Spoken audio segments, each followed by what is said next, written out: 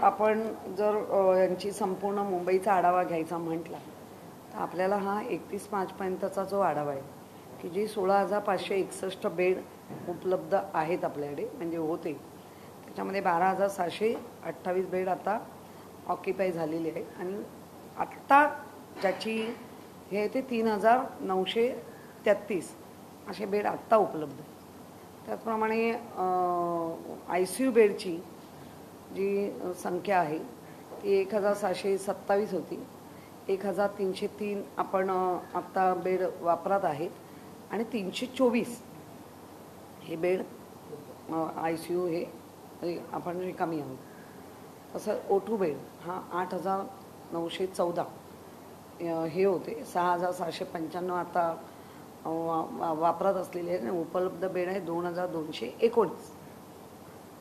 Ventilator bed आहेत जे आपले ते 1,000 बेड आहेत वापरात. आत्ता आपल्या 830 बेड वापरात आहेत आणि 170 अजूनही रिकामी उपलब्ध आहे.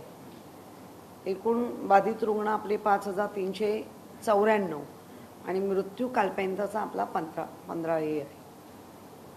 त्यामुळे एक जर संख्या वाढते आहे तसा धोकाही वाढतोय. जरी मृत्यूची संख्या आपल्याला आता असं वाटतंय तरी आजही कमी आहे, तरी आजही ICUवर असलेले पेशंट, त्याच्यानंतर ऑक्सिजन याच्यावरती डे बाय डे त्यांची होणारी हे बघता आपण आजही डेंजर झोनमध्ये आहोत. तर मला वाटतं लोकांनी बऱ्यापैकी सांभाळतात पण आहेत, म्हणजे असं लोकांनाच सगळं दोष देऊन चालणार नाही.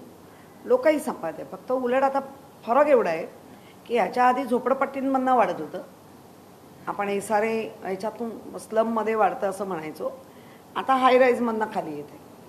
त्यामुळे ह्या दोन्ही गोष्टीला जर आपल्याला कंट्रोल आहे तर सगळ्यांनीच हे मांडलं पाहिजे.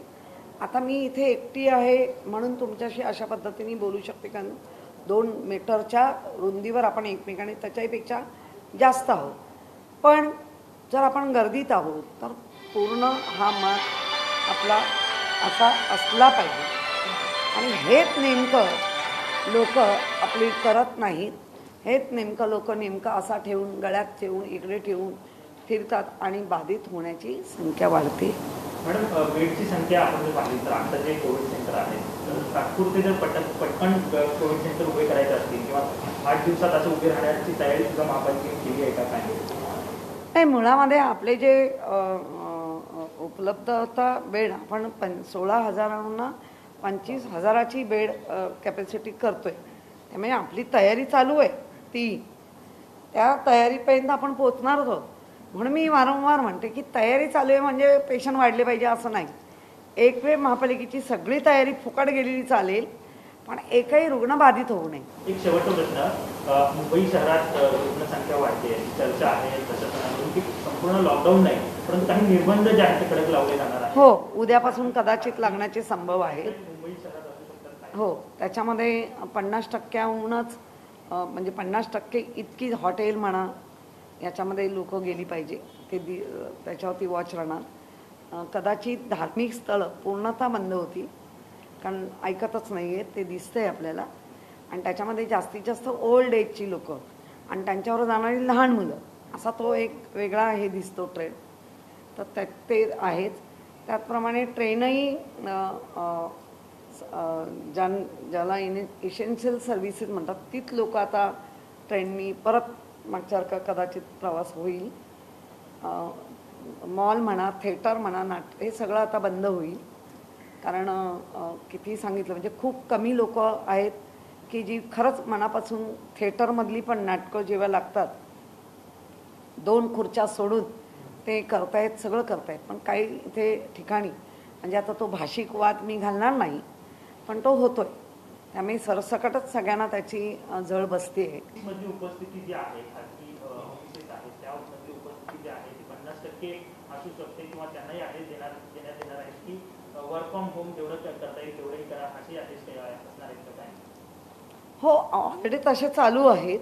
पण आता अगदी महापालिका म्हणा किंवा तुमचं मंत्रालय म्हणा, मुख्यमंत्र्यांनी तर सांगितलं होतं उद्धवजी ठाकरे साहेबांनी आपल्याला सगळ्यांना की 2 शिफ्ट करा, खाजगी ऑफिसेसना पण 2 शिफ्ट करा, तर त्याच्यावरही भर दिला जाईल. कारण हे असंच वाढत राहिलं तर आपण खूप मोठ्या धोक्याच्या ह्याच्यामध्ये जाऊ शकतो. दुकानं आणि बाजारपेठा ज्या आहेत त्यांना सुद्धा अल्टरनेट डेट जो आहे हो, तोही तोही आपण बघितलंय की दुकानांमध्ये जास्त प्रमाणात गर्दी असेल तर त्या दुकानाला कदाचित मग प्रॉब्लेम होऊ शकतो आणि अल्टरनेट डेट म्हणजे एक दिवस आड करून उघडायला लागतील. कारण सगळ्यांचं हे असेल तर थोडंफार निर्बंध जी कडक होत गेली आहे किंवा होती ती सर्वांच्या भल्यासाठी आहे. ते असं काय मजा वाटते म्हणून नाही. ओके, 16,000 बेड की तो ये थी, 25,000 बेड होना चाहिए, ये हम तैयारी कर रहे हैं. वेंटिलेटर या O2 उनकी भी संख्या बढ़ाई जा रही है. ICU का भी बेड अलग अलग तरीके से ये करें. हमारी यंत्रणा तो पूरी तैयारी कर रही है, लेकिन तैयारी है करके हम ज़्यादा पेशेंट पाए जाते हैं कि नहीं तैयारी है, तो ऐसा नहीं होना चाहिए. तो पूरी तैयारी फोकट भी गई तो भी चलेगी, लेकिन रुग्ण संख्या कम होनी चाहिए. एक नए SOP को लाने की बात की जा रही है कि जो अभी से पहले से जो आदेश है उसे और भी कड़क करने के आदेश आने की बात की जा रही है. क्या कुछ उसमें किया जा? अभी उसमें मॉल, मंदिर ये सब बंद हो जाएगा शायद, जो जैसे कहा जा रहा है. शादी या अंत यात्रा निकलते उसमें 20, शादी में 50, उसके ऊपर लोग नहीं होना चाहिए. अल्टरनेट डे दुकानें खुली जाएगी, भीड़ भी नहीं होनी चाहिए, वो जिम्मेदारी दुकानदार की रहेगी. बाकी रेलवे या कर्मचारी वो भी इसेंशियल सर्विस वाले ही आएंगे बाहर. और ज़्यादा से ज़्यादा ऑफिस में भी काम करने वाले लोग घर से काम करें जो बच सकते.